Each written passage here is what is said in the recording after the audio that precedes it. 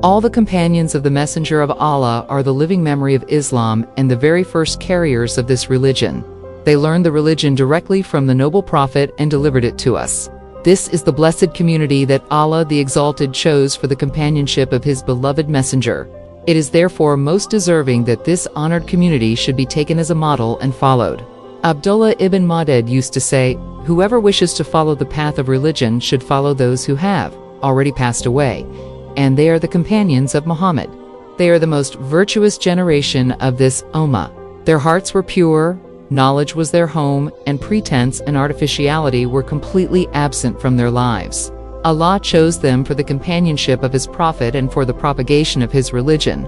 Therefore, recognize their excellence and distinction. Follow in their footsteps and hold firmly, as much as you can, to their character and their way of life, for they were truly upon the path of guidance." Reported in Mishkat Omasabi. To truly understand the blessed life of the noble Prophet, the lives of the companions alone can serve as the true standard.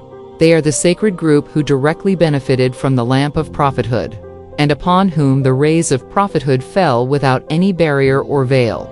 The warmth of faith and the spiritual light that filled their hearts can never be attained by later generations in the same way.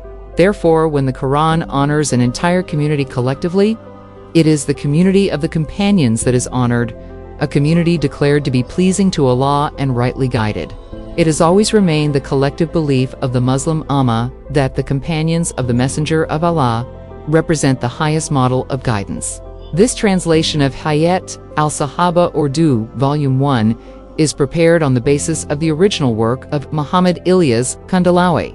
Special care has been taken to use simple and easily understandable language so that ordinary believers, even those unfamiliar with religious terminology, may benefit with ease.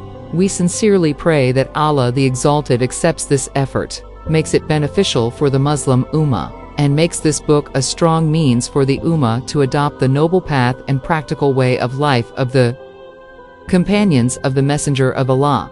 We also humbly request prayers for the translator, the assisting contributors, and all those who helped in the writing and publication of this work.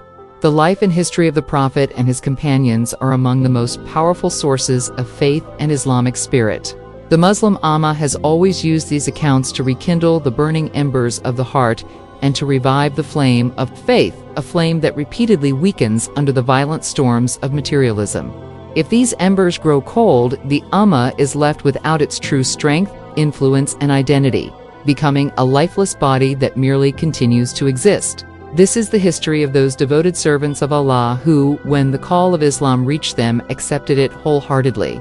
They submitted completely to its demands and placed their hands into the blessed hand of the Messenger of Allah.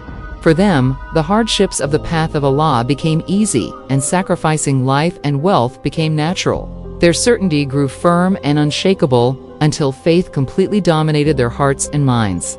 Faith in the unseen, love for Allah and His Messenger, mercy towards believers, firmness against disbelief, preference of the hereafter over this world, and guidance over ignorance, all became living realities in their lives.